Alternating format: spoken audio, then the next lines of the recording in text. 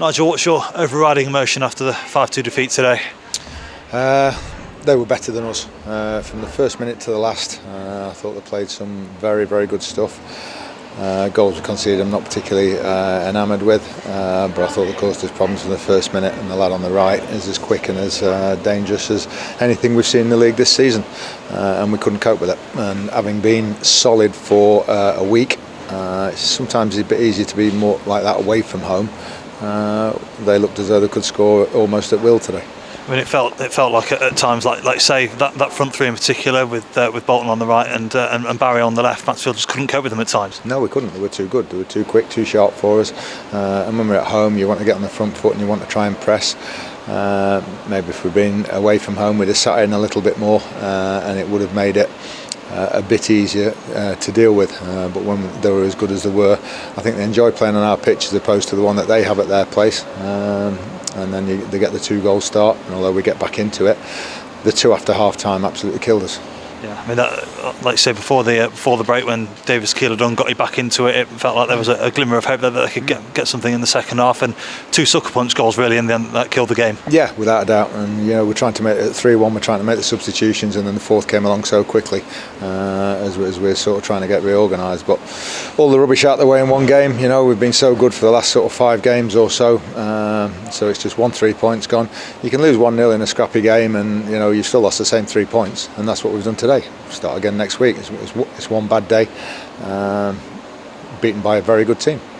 Was there anything that Mansfield could have done on their part? I mean, was there a bit of a tiredness in there as well? Because there's been injuries, there's been a lot of travelling as well. I know that doesn't excuse some of the players, but was there a bit of that in there? No, I don't think tiredness. I just think it's caught up with us. Missing good players catches up with you, and everybody who's been filling in has been playing at their absolute maximum to get us those results. And the second they can't quite perform at the maximum, then you see it today. What happens? And no lack of effort or anything. It looks that way sometimes because they were just sharper than us. They had the luxury as well of being able to bring on a lot of high quality players when those players that were on the pitch weren't able to continue to do so. Unfortunately, you don't have that luxury with the injuries that you've got. No, and say the 7 or 8 you're missing today, it would have been nice to play them with what you consider to be a full strength side, but we're not going to have them for a few weeks. We might have George Maris back next week. Riley Harbottle was ill. He felt ill before the game, and I asked him if he was fit, and he said yes.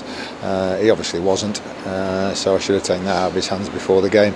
It's been a difficult week in terms of training because we can't have our normal week and be full-blooded because we're just petrified of getting more injuries. But we're going to have to take that chance now and just talk to the lads downstairs. That's the way that we've been training for the last 18 months, 2 years or whatever, and we have to do it and take our chance with injuries. It's very difficult to do that when you've only got 12 people training. It did feel like as well during the game, Salford were just more clinical. You had some good chances of your own yourself, scored 2 goals, got in some good areas. Up to the 4-1, I thought it was even in terms of chances, and we did. I thought Jordan had a great chance early on. We had a couple of situations where even before they scored, we should have done something. Christy Pims made a couple of good saves, but it's all late on when it's already 4-5-1. It was pretty even for a while, and we didn't take our chances certainly today. But it's more concerning, obviously, at the other end where. We talked about in the week, and we talked to the players about being solid and restricting the opposition, and that was quite the opposite today.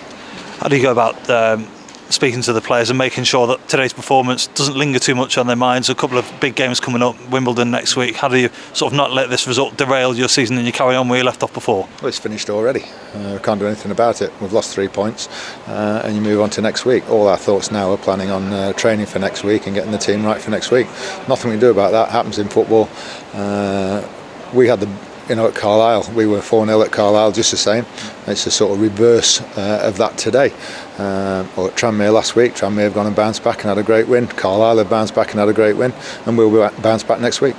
In terms of injuries, you mentioned George Maris might be back next week for the Wimbledon trip. Is there any better news as well with other players coming back? No, they're just all coming along as expected at the moment. So Lewis Reed and Rhys Oates are maybe a little bit ahead, but I wouldn't think anybody else will be anywhere near for next week. So get through it and get on with it. That's not all we can do.